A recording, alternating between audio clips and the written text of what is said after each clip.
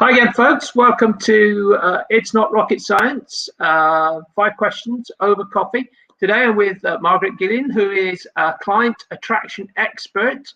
And we're just going to talk a little bit about how she helps businesses attract clients, I guess. So, Margaret, welcome to It's Not Rocket Science. Tell me, what's the biggest challenge that your ideal client faces today? Good morning, everyone. Hello, Stuart. Thanks for having me here. If I had to say in one word, there would be clarity. Then we can go in many lots of smaller issue they have. But major is they trying to help everyone. They're very good what they do. They come to me, they're very passionate, but they try to help everyone. So this means they don't have a clarity who is the ideal clients. Then they don't have a clarity what they can offer, what they specialize in. So simply they trying to be very generic because they think if they have a wide net, they can catch more people. And I found that people have a tendency to be scared of niching down, become an expert, because they think, oh my God, I'm going to lose so many clients. I want to work with everybody. But I always say, if you want to work with everybody, how are you going to market this? How are you going to talk to them? How are you going to tell that you are the right person to help them? How are we going to solve the major problem? We know that people don't buy what we do, they buy the solutions. So I think that's the main problem, is having clarity or your target market, ideal clients, what you offer. Then it's so much easier to run the business. Yeah, that's why they struggle to get clients. Would you agree? Yeah, it's a very good point. I worked with an accountant, a new accountancy company not so long ago, and they had 3 or 4 experts, all of whom were expert in everything, and they all wanted to specialize in their thing. But it made it very difficult for them as a non-established business to be able to say, this is the problem, the pain that we're trying to help a customer solve, because they would say, well, we can solve any problem. And I went, yes, I know you can solve any problem, but that doesn't help the customer understand what you're going to do for them. You have to be very much more specific, and getting them to just come down to one that they eventually settled on was the most difficult thing. And I think especially in these times where we are bombarded with information, we can have so many competition on internet. And then how do you choose? How do you choose the right business? So even if you have to think from perspective from us, they need to start thinking like the client's thinking. If I go online, if I look for someone to do something for me, for my specific problem, you want the expert. People, I think, particularly now, they're looking more expertise, because they value the money, they value the expertise. You don't want to go to someone who will say, I can do this and this and this. Then you start doubting, is the person really good at everything? We know we can't be good at everything. You will be very suspicious if you go to the dentist and head and say, yeah, I can do your spine, I can help you with your elbow, I can do everything. Then you will say, hold on. And we're doing this to our businesses. But I suppose nobody taught us this. We don't know. We just have passion about our skills, and we think that being good and having skill is enough. But these days, it's not enough. I think that's a great analogy, actually. I like that analogy. I should be using that one again in the future. Please do. The dentist that solves your elbow and back problems. I think that's a brilliant analogy. I love it. So what are the common mistakes people actually make when they're trying to solve that problem that you've just identified? I think the biggest mistakes is that they try to solve themselves. Yes. They think because they either started or because they have a problem and struggle, and maybe the finance is not in the place where they want to be, they think, I have to solve myself. I can do it. I can go on the internet, I can search, I can watch the video. But we know that this will not help them, because it's, first of all, we are too close to see it, sometimes our problem. And then why would you waste so much time and energy where you can invest in yourself and get someone who help you to do it faster, better? So I think lots of people do that. And they, unfortunately, sometimes they realize when it's too late. Or some are lucky and realize, like I have a client and I even didn't know. When she came to me, she struggled. She was very good what she was doing, but she said, but clients comes and goes, and most from friends and colleagues. I don't know where my next clients come from. And yeah. I didn't know. And she invested. I said, look, if we work together, we have to work for quite some time, because you can't, again, do something once and I've got another analogy. I love analogy. I said to her, you can't go to gym once and be fit for life.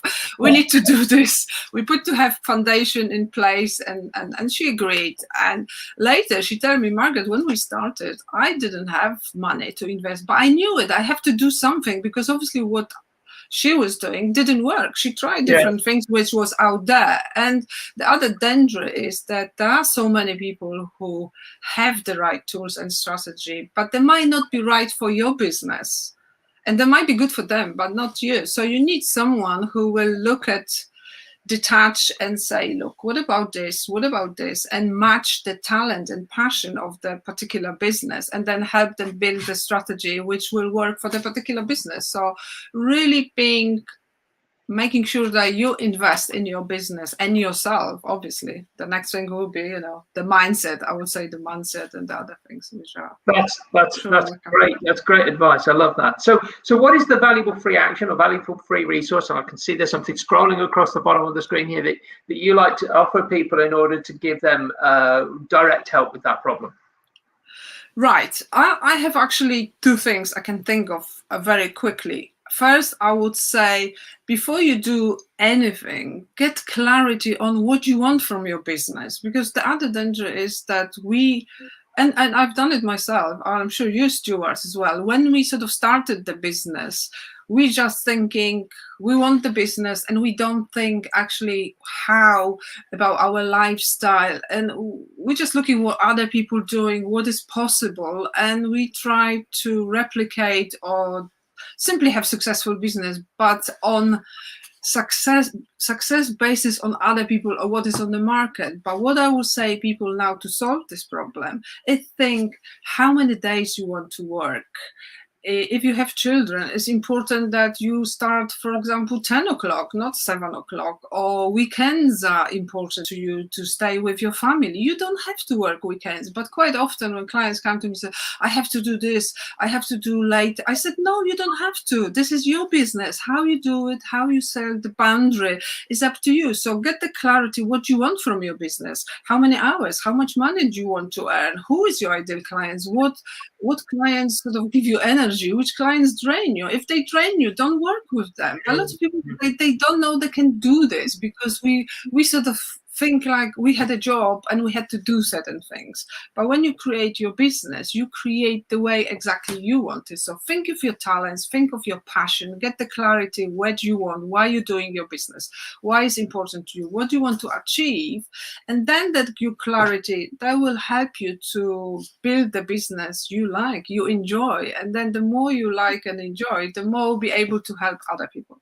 So that would be one advice, get the clarity. And the second, I've got free download where it's very simple, but it's very specific, step-by-step guide, which will help you to get really high-end clients. What do you need to do to have the high-end clients, attract high-end clients more naturally, instead of, at the moment, lots of people chase clients. They think, oh God, what do I need to do? How I need to do? Where do I get them? Where do I find them? If you implement the steps, you will be attracting the clients, because you will have magnetic message. You will have what they want. And if I have what you want, I don't have to sell it. They will sell themselves. That's a brilliant piece of advice. I love that. Actually, that is really, that's one of the great things that I love about talking to people like you, Margaret, is you begin to understand that actually selling isn't about pushing it on people. I know so many people that I speak to, they're afraid of selling. And I keep saying, selling is not difficult. If you have the right message, all you do is you lay it in front of people. And if people are interested, they will be interested in talking to you. Don't go and push something on them. And, we all get afraid of selling because to a large extent, we remember the sort of stories about people sort of, going into a car sales room and they're not being allowed to sort of browse. There's a salesman badgering you and talking to you. Keep saying that's not selling. If you're interested in buying the car, you'll go and look at it and you'll go across to somebody and say, I'm interested in the car. That's the sort of selling we like to do as professionals. We like to be there to say, Absolutely. I'm here, this is what I do. And if you I always say sales is helping people. exactly. It's just like you said, if somebody says, I want to buy the car, I'm going to say, buy this. I said, how I can help you? Which car do you want? What color do you love? Do you love sport car? Or do you, what do you need the car for? And then they will be just open and say, oh my God, this person really tried to help me. Yeah. And then that's it. Job is done. You just have a conversation like we have in conversation. And in the end, usually when I talk to my client, before we finish, they say, okay, Margaret, how I can start, what we're going to do, and I don't have to sell anything because simply I give them what I have and they say, yes, I want this. And you're right, and I know this is another thing that sort of does affect people with selling. I'm quite open to people that sort of turn around to me and say, well, it's not right for me, and my answer is, that's fine. It's fine. It's not exactly right. It's not right now. Maybe it's right in the future. Maybe it's not right ever. But if we've had a conversation and that's all we intended to do, was to have an open conversation about what we're doing. So what's and we could talk about this for hours. So I better bring us to absolutely. What's the concept or book or talk that's been most impactful for you in your experience? It all goes back. It was a funny situation. Somebody a long time ago gave me a CD. It was Louisa Hay, and the title of the CD was "I Can Do It" or "You Can Do It." I can't remember the title. I'm sure you heard of it. It's very, very popular, and all my career, all my journey started with that, because there was like aha moment that really we are creating what our life, everything with our thoughts. And simply I start reading more, listening more, then I come Tony Robbins, obviously, and that's where I come through. I found I was always interested in psychology, why the brain, why we do it, why we do it. But one day I came article in Psychologist, and it was about coaching, and that's how I started. But I think the mindset, the piece which was missing in me, in sort of my thinking, so hold on, sometimes we have to go back and really work on our mindset to change anything. And because when we change, everything change around us. And that's what it started. I changed my career. Suddenly I discovered passion, talents I had, where before I was just doing like everybody else jobs. Okay, some part I like it, some I didn't, but I wasn't totally satisfied. Something was missing. And by listening this CD, I think she gave me the missing piece. That's brilliant. I love that. Well, Margaret, I guess we now come to the fifth question, which is the open question that makes it easy for me, because I've only really asked you 4 questions. So the fifth question is what's the question I should have asked you that would give great value to our audience? I think it goes nicely what I was saying, the mindset. You should ask me why some people are successful and some don't. I love that. And have you got an answer? Yes, I have. Think about it. You have to become the person who wants to be successful. So we're going back again to the mindset. Us as entrepreneurs, business owners, we not only have to work on our business, but we need to work on ourselves and our mindset. Because like you said, if my thinking, my thoughts, my language create the reality, imagine in every day in your business, if you keep telling yourself, this is hard, oh my God, I am overwhelmed, what are you creating? And also our thoughts create feelings, and our feelings, then we take action. So when you say, I am overwhelmed, I'm tired, do you think, okay, I'm going to go and do this? No, you're discouraged. So obviously you not take action. So we need to control every day our thoughts and create what you want. If you want more clients, think clients come to me easily instead of it's hard. It's not hard. And then if you're happy, obviously you're going to take action. Okay, how I can help someone, what I can do. And then you're more active. And then, obviously you're going to create the reality. So mindset, because I'm going to share it. I hope this is valuable as well, that mind, you need to know 3 things about the mind. Mind will always do what it thinks is best for us, because the main thing is to preserve us and protect us. So if you think, I'm tired, I'm sick, I will need a break, the brain says, okay, I give you flu, you can stay 5 days in bed, whatever. So remember, what we say to ourselves is very important, because brain listen all the time and it will do what you want it to do. Then the second is the brain always do everything to move you towards pleasure and remove you from the pain. So it's, again, if we're thinking this is painful, oh, public speaking, oh, I can't do this workshop. Okay, no problem. Stomach ache, yeah, stay in bed. Don't do it. Don't do it. It's too dangerous. You see, so we need to every day work on it. And the third thing is the brain, anytime we feel anything, is down to things: what we think, what picture we make in our head, and what we say to ourselves. So again, why do you think some people fly and enjoy and some people have fear of flying? Because if you go to the plane and say, oh my God, this plane is going to crash, what you have the image and you scare yourself, and obviously you're not going to go. So the brain, that's what we're doing to ourselves, making pictures, says the word, that's it, we're done. But if you say, I'm going on holiday, I'm going to have a wonderful holiday, I can see myself lying on the beach, no problem, going to the plane, getting there. So remember that brain is amazing tool we have here, and we need to use it and practice every day.